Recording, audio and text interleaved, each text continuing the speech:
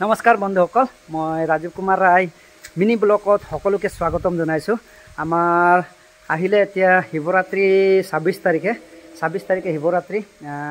তাৰ কিমান কাম আগবাঢ়িছে আপোনালোকে নিশ্চয় কমেণ্ট কৰি জনাব। কচুমাৰী শিৱ মন্দিৰত এই ওপৰত আমাৰ ভাইজান দা কামত লাগি আছে। মন্দিৰৰ ওপৰত কাম চলি আছে, অলপ দেখুৱাই দিওঁ বুলি ভাবিছোঁ। তাকে কিমানখিনি আগবাঢ়িব পাৰিম তাকে অলপ দেখাবলৈ চেষ্টা কৰিছোঁ। এই ব্লকতে সকলোখিনি কথা মই দেখুৱাম। মন্দিৰত কেনেকুৱা কাম চলিছে বা কি ধৰণৰ চলিছে, মই যিটো কাম কৰিছোঁ তাকো অলপ দেখুৱাম আপোনালোকক। আমাৰ শিৱ মন্দিৰটো কেনে ধৰণৰ আছে অলপ দেখুৱাই দি আছোঁ আপোনালোকক। এয়া চাওক আমাৰ শিৱ মন্দিৰটো কেনেকুৱা আছে। বন্ধুসকল, মই আমাৰ মন্দিৰটো দেখুৱাবলৈ লৈছোঁ কেনে ধৰণৰ আছে। এনেধৰণৰ আছে মন্দিৰটো চাওক, ওপৰত কাম লাগি আছে আৰু আমাৰ খুব সুন্দৰ পৰিৱেশ। এয়া দেখিছে জৰি গছ এজোপা আছে, বৰ্তমান পাত নাই আৰু কলি কলি ধৰিছে। আমাৰ পূজালৈকে এয়া পাত হ'বগৈ। মই অলপ ভিতৰ পাকেদি গৈ দেখুৱাবলৈ চেষ্টা কৰিছোঁ। এয়া চাওক দেৱকাদেৱ মহাদেৱ কেনেকুৱা আছে। এয়া এনেকুৱা আছে চাওক, এই টোপটো আছে সেই ইয়াত। আৰু আপোনালোকে দেখিছে না সেই ইয়াৰ ফুটাটো, সেই ফুটাটোত ইয়াৰ পৰা যিমানখিনি আমাৰ ধূপ জ্বলোৱা হ'ব, ইয়াৰ ধোঁৱাবোৰ গৈ সেইখিনিত ওলাব। ইয়াৰ ওপৰত যিটো কাম চলি আছে তাকো অলপ দেখুৱাম। তেতিয়াহ'লে ব'লক অলপ বাহিৰলৈ যাওঁ। এতিয়া কাম চলি আছে বৰ্তমান। আমাৰ ভাইজান দা আছে, ভাইজান দাই বনাইছে বাসুকী নাগ, আৰু এইটো হৈ গ'ল ইয়াৰ কাম চলি আছে। এইটো ফুলপা বনাইছে, ইয়াৰ ওপৰত কি বহিব, কলহ বহিব আৰু ঢেৰ কিবা কিবি আছে ওপৰত। এতিয়া আমাৰ ভাইজান দা ওচৰলৈ যাওঁ, ফিনিচিং কৰি আছে। কিমান দিনত ফিনিচিং হ'ব ওপৰত গৈহে দেখুৱাব পাৰিম। তেতিয়াহ'লে ব'লক ওপৰলৈ যাওঁ। ওপৰত আহি এয়া দৃশ্য চাৰিওপাশে কেনেকৈ হ'ব তাকে অলপ দেখুৱাবলৈ মই চেষ্টা কৰিছোঁ। এয়া হ'ল আমাৰ শিৱ মন্দিৰৰ বাসুকী নাগ বুলি ক'ব পাৰি। চাৰিওপাশে অলপ দৃশ্যটো দেখুৱাই দিবলৈ চেষ্টা কৰিছোঁ।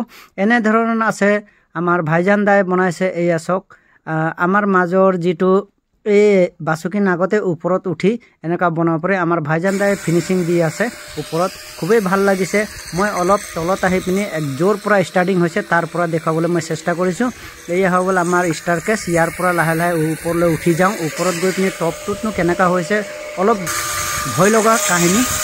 এয়া চাওক আমাৰ ভাইজান দাই একদম প্ৰতিটো লেয়াৰত যেনেকুৱাকৈ ফিনিচিং কৰিছে, মোক খুবেই ভাল লাগিছে। আপোনালোকে নিশ্চয় কমেণ্ট কৰিব কেনেকুৱা হৈছে। প্ৰতিটো মানে বস্তুটো ৰিয়েলিষ্টিক হ'ব লাগিব, সেইটো কাৰণে আমাৰ ভাইজান দাই ৰিয়েলিষ্টিক দৃশ্যটো দেখুৱাবৰ কাৰণে ফিনিচিং দি আছে। তেতিয়াহ'লে এয়া অলপ মই ওপৰত গৈ টপ মডেলটো দেখুৱাওঁ। এয়া চাওক এনেকুৱা হৈছে আমাৰ এই মোক আইচটো বহুত খুবেই ভাল লাগিছে আৰু ফিনিচিং হোৱা নাই। ওপৰৰ বস্তুবোৰ কিছুমান থাকি গৈছে আৰু টপত দেখুৱাওঁ। এয়া চাওক ইয়াৰ চকুটো কি ধুনীয়া লাগিছে আৰু ফিনিচিং হ'বলৈ বাকী আছে। আমাৰ যিটো শিৱৰাত্ৰিটো হ'ব তেতিয়ালৈকে ফিনিচিং হৈ যাব বুলি আমাৰ ভাইজান দাই কৈছে। তো তৰৰকেইটা যিখিনি ফিনিচিং হ'ব লাগে অলপ অলপ আহিছে আৰু ফিনিচিং হৈ যাবহি। তেতিয়াহ'লে আপোনালোকে নিশ্চয় কমেণ্ট কৰিবচোন আমাৰ বাসুকী দেৱতাৰ যে ফিনিচিং হৈছে নাই। এয়া চাওক এনেকুৱা ধৰণৰ হৈছে। আৰু কিমান দিন লাগিব ফিনিচিং? শিৱৰাত্ৰি আগত হৈ যাব। সাপৰ চব এই কলচি চলচি চব বহিব।